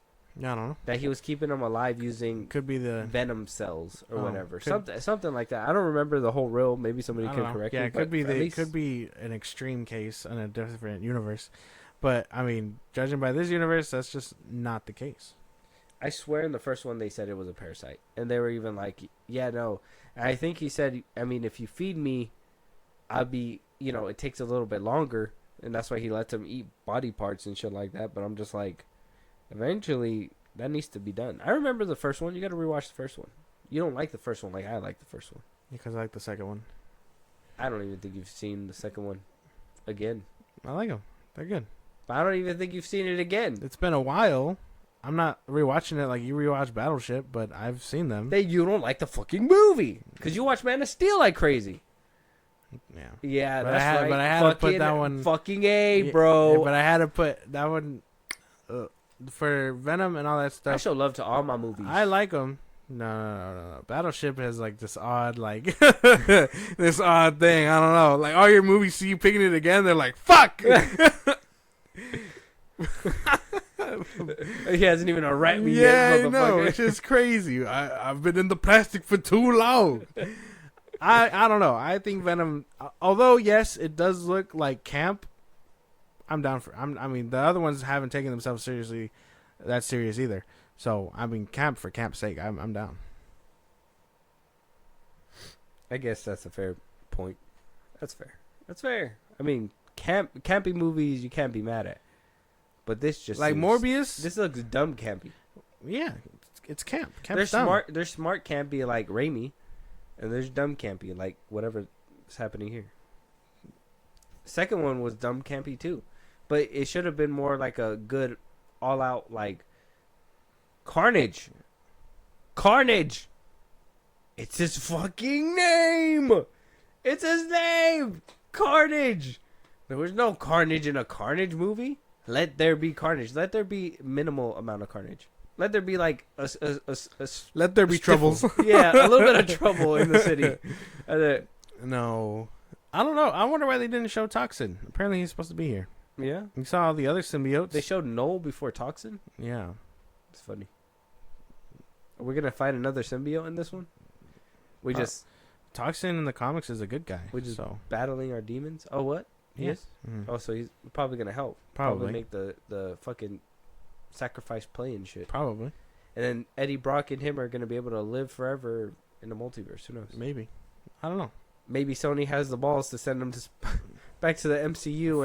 Find out in October. And find Tom Holland or something, right? Probably. Find out in October. Us as the audience is like, make up your mind, are you in or out? Sony's just like, I don't know, is it gonna be lucrative or not? We try to push him in. The MCU keeps pushing him out. Yeah. We put him in the bar and they sent us back. Yeah. Like, I don't know. Check out the trailer though, Venom: The Last Dance. With that being said, that is our last topic. If there's anything we missed, something we should be talking about, any movies you want us to review, anything, any TV shows you want us to review, you guys want to comment on any of these topics, let us know what your guys' thoughts are. You want to be on one of the episodes one of these days, Josh? Let them know where they can do all that. Twitter, TikTok, Instagram at FIlmBros Podcast. We post no episodes there. You can hit us up there for any news or movies you want us to cover. Buzzsprout, links in the box of the socials I just gave you. It's like a Patreon. You subscribe, you help the show grow. We greatly appreciate it. You can listen to us anywhere you get your podcast at FIlmBros Podcast, Spotify, YouTube Music, Apple Podcasts. We're in a bunch of places. Listen to us anywhere you get your podcast. Be part of the conversation. Twitch at FIlmBros Podcast. And when it's all said and done, subscribe to our YouTube at FIlmBros Podcast. And with that being said, we'll talk to you guys on the next one. Talk to you guys later.